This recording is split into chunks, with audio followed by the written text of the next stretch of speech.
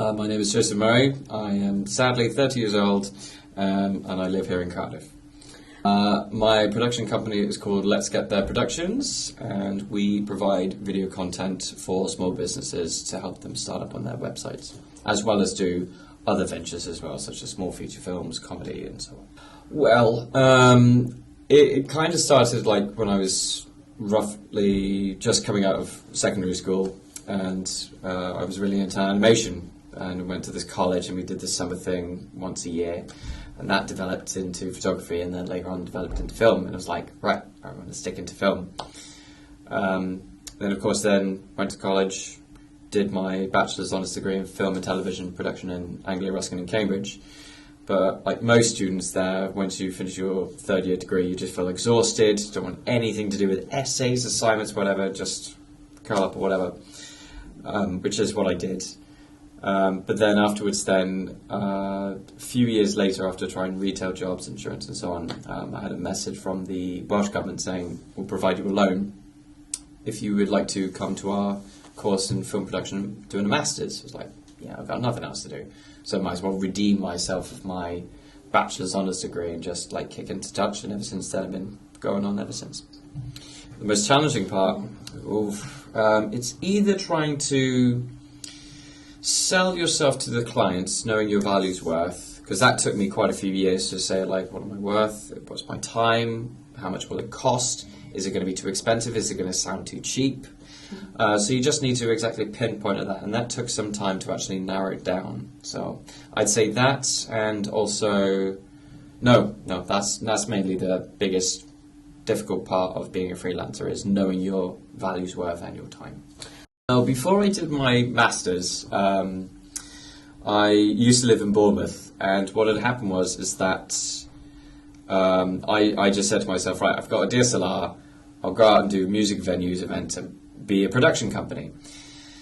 That did absolutely nothing at all. Just saying the stuff there doesn't mean you're an official business. Didn't do a SWOT analysis, didn't have contracts, didn't have invoices. It was just beer tokens in exchange for a few snazzy pictures.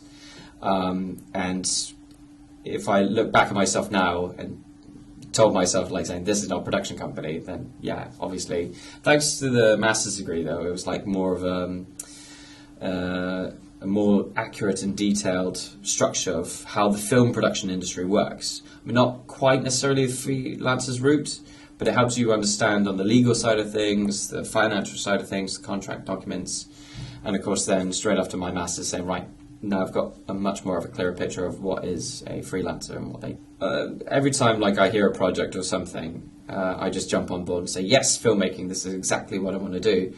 But then I make rash decisions very quickly, and I realise, saying, hang on, is this paying me? Is this actually going to contribute to what I do? Is this a direction that I want to go for? Am I just going to be known for the guy to win competitions and run competitions every year or something like that? So you need to have a sophisticated market strategy to show yourself identity of what you professionally do best.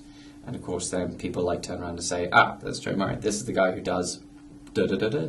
So I like breaking the ice. I love mingling with new people, hence why I've like run my own networking events as well, to make sure everyone's talking and so on, and of course help them to get into being a filmmaker and so on. But ugly conversations is when it comes to finances. So like picking up someone's invoice and they're not paying, or they're not communicating back with you. Those are the kind of things I don't particularly, I find extremely difficult as a freelancer to actually discuss with clients. So I'm pretty sure that they feel the same as well. So it's kind of like, you're going to have to pull off the Band-Aid very quickly and say, right, pay me money. Some points in my life, I was down and out and thinking, is this my life's work? Is this all I'm going to be remembered by, of working in retail or bartending or working in an insurance company? And working as a freelancer now, I'm actually doing the things I'm loving to do, as also learning new things. It can be a bit tedious, and Monday to Friday, 9 till 5, and the 9 till 5 turns into 8 till God knows whatever time at night. But it's something I'd rather be doing rather than just getting paid minimum wage and treated like trash. Okay, there maybe you will have those conversations with clients, from time to time, saying like, I'm sorry, it was good, but we can't use it this time.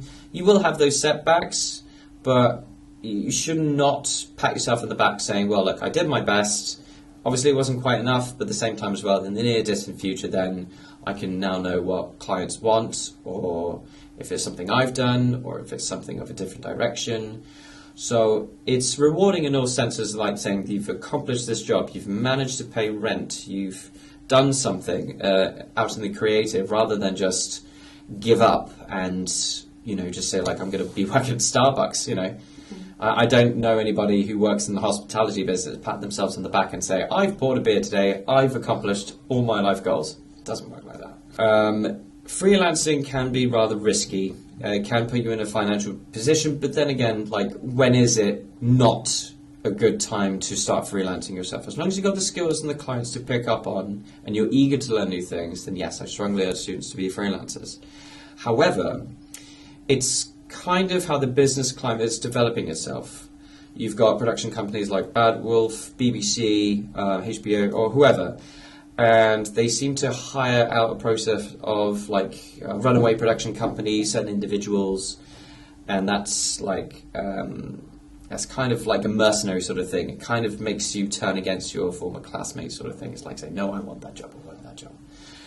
But, in all honesty, if you've got the qualifications, you should be hired no matter what. So, yes, on the one hand, for the freelancers, because then you can be free, be your own boss and do whatever. But at the same time as well, getting a full-time job working for Babel, if you're financially secured and financially safe. Well, I definitely go through the fundamental basics of understanding legal setup. So obviously your IP, intellectual property, what contracts you'd be handing out, and of course then setting everything up. Don't just set up a Facebook account and then just hope for the best. You've got a lot of marketing strategy to do, and there's so many platforms that weigh you down.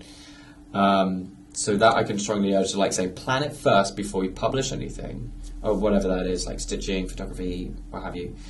Know your value worth, because that's key important, because you need to cover your bills, your phone bills, your rent, your food in the fridge, etc. Don't think of yourself less.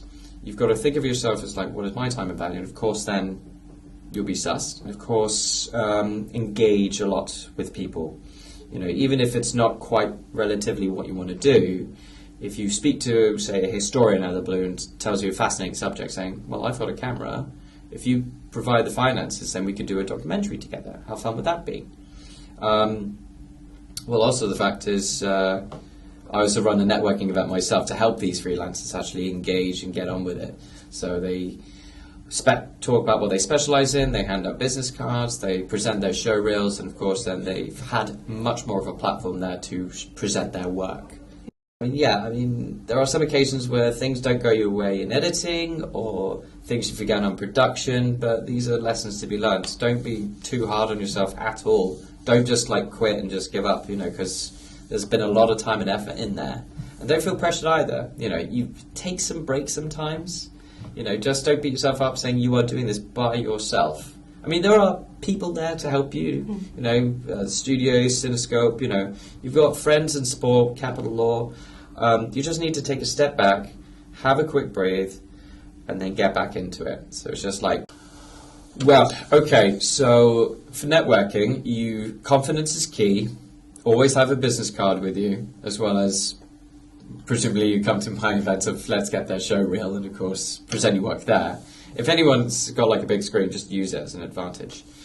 Obviously speak out. Just if you go in groups, you're not going to get much connection, because someone's holding your hand and you're going to be chatting to them like crazy, and then by the end of the night you're saying, oh, I've spoken to 2 people.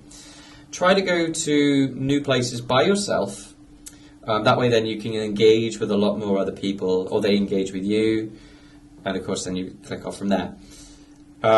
Never forget your contacts. So whatever business cards you've taken in for, say, 50 odd people, and you can't even remember their names or their faces, do a correspondence the very next day. So say if it's next day in the office, you're there on your laptop. Email each individual one saying, "Hi, it's so-and-so. Really loved your chat the other day. Would you like to collaborate in some work or grab a cup of coffee at some point?" So you've got there your network. You've got your web of people to help out with, and of course then their communications are open. Not just a week later then say like, absolutely. I think that the way things have gone through the film industry and how freelancing seems to be occurring more and more, I think I'm grateful of jumping on this adventurous bandwagon and getting on with what it is I feel passionate about, which is filmmaking. It's originally called, well, the production company is called Let's Get There Productions, and it's a joint effort to help as many people as possible to get their foot in the door in the film industry. Because when I came out of doing my bachelor's degree, it was like very mercenary, very jealous, saying you look on Facebook and you see so-and-so on set and you're not. And that shouldn't be the case at all. You should help each other out as much as you can to try and get to the same accomplishments, same goals. I mean, some camera guys want to shoot films, some editors want to edit the films, so why don't we all just get together and actually do something then?